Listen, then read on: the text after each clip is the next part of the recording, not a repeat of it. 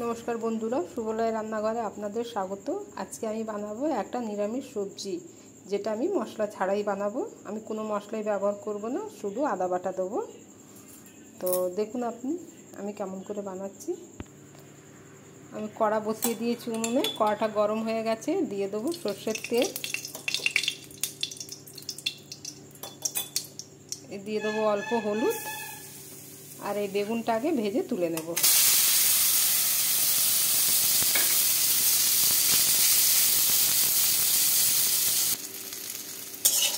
আমার বেগুনটা ভাজা হয়ে গেছে, এবার আমি বেগুনটা তুলে নেব। আমি বেগুনটা তুলে নিয়েছি, দিয়ে দেবো সর্ষের তেল।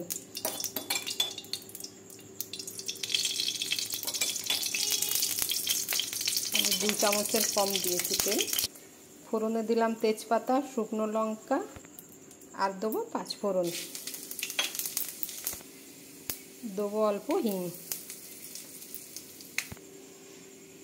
প্রথমে আমি কাঁকরোল আর পটল ভাজবো।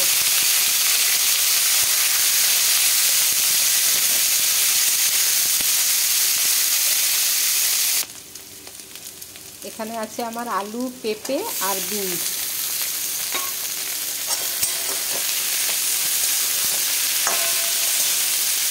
ঝিঙেটা আছে, ঝিঙেটা পরে দেবো, না হলে এখনই পুরো জল হয়ে যাবে, মশলাটা ভাজতে সবজিটা ভাজতেও পারবো না।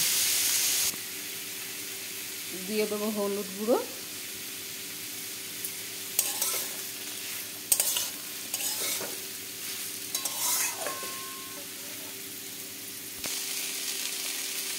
দিয়ে দেবো আদা।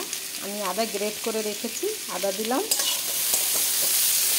আর দেবো লবণ, স্বাদ মতো লবণ দিলাম।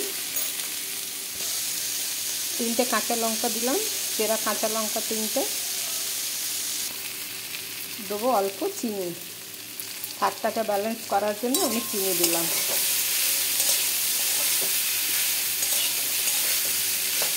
এবার আমি গ্যাসটা কমিয়ে দিয়ে আমি এটাকে ভাজবো।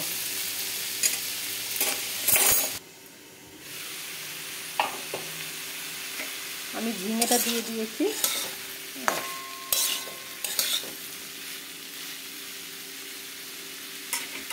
আমি একটা ছোট সাইজের ঝিঙে দিয়েছি।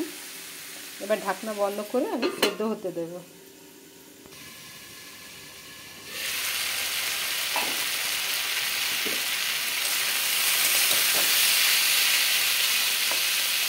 আমার সবজিটা সেদ্ধ হয়ে গেছে, দিয়ে দেবো এবার ভেজে রাখা বেগুন।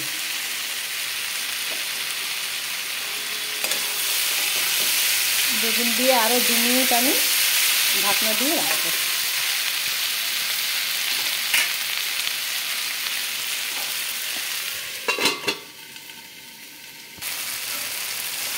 আমার সবজিটা হয়ে গেছে, দিয়ে দেবো ওপর থেকে অল্প একটুখানি ঘি।